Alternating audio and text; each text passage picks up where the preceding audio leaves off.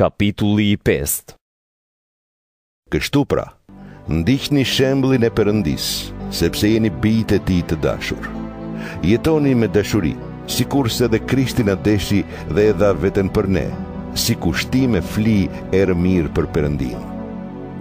Por kur vëria e çdo ndyrësi ose lakmi, as të mos përmenden ndër ju, sepse kështu ka hije besimtarëve të krishterë. As nuk duhet të thoni fjalë të ndyta, të marra e të pështira, që nuk ju kanë hije, por përkundrazi, thoni fjalë që falenderojnë Perëndin. Ta dini mirë, asnjë kurvar, asnjë i fëlligësht e asnjë lakmitar, gjëra të cilat janë idhujtari, nuk do të ketë trashëgim në mbretërinë e Krishtit dhe të Perëndis. Askush të mos ju mashtrojë me fjalë të zbrazta, sepse për shkak të këtyre gjërave vjen zemërimi i Perëndis mbi bijtë e mosbindjes. Prandaj, mos kini asgjë të përbashkët me ta. Dikur ishit në errësirë, ndërsa tani që besoni në Zotin, jeni në dritë. Jetoni pra si bijtë të dritës, sepse fryti i dritës është mirësia, drejtësia dhe e vërteta. Përpiquni të kuptoni se çfarë është e pëlqyeshme për Zotin. Mos merrni pjesë në veprat e pafrytshme të errësirës, por përkundrazi, paditini. Gjërat që ata bëjnë në fshehtësi është të turpe dhe të zije në gojë, por kur ato të dalin në dritë, bëhen të dukshme. Çdo gjë që bëhet e dukshme, bëhet dritë. Prandaj thuhet: zgjohu o ti që fle, ngrihu prej të vdekurve dhe Krishti do të shndrit mbi ty. Prandaj kini kujdes si jetoni. Mos jetoni si të marrë, por jetoni si të mençur.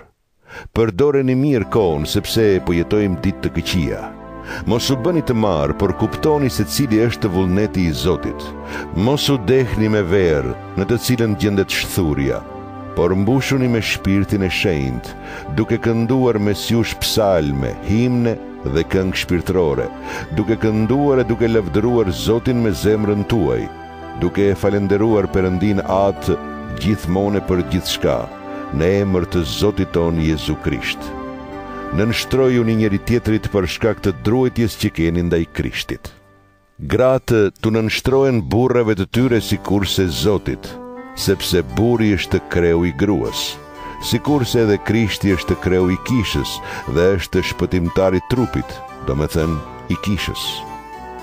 Por sikurse kisha i nënshtrohet Krishtit, po ashtu dhe gratë të nënshtrohen burrave të tyre në gjithçka.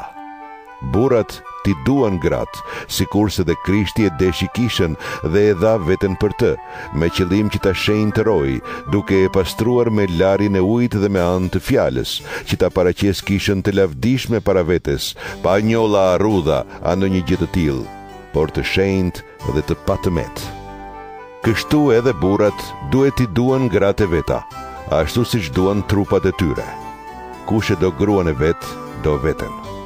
Askush nuk e ka urryer ndonjëherë trupin e vet, por e ushqen dhe kujdeset për të, ashtu siç kujdeset edhe Krishti për kishën, sepse ne jemi gjymtyr të trupit të tij. Shkrimi i shenjtë thotë: për këtë arsye njeriu do të lërë baban e nënën e tij dhe do të bashkohet me gruan e tij dhe të dy do të jenë një trup i vetëm. Kjo e fshehtë është e madhe. Por këtë po e them në lidhje me Krishtin dhe kishën. Megjithatë, edhe se i cili prej jush le ta dojë gruan e vet siç do veten, po ashtu edhe gruaja ta nderojë burrin e saj.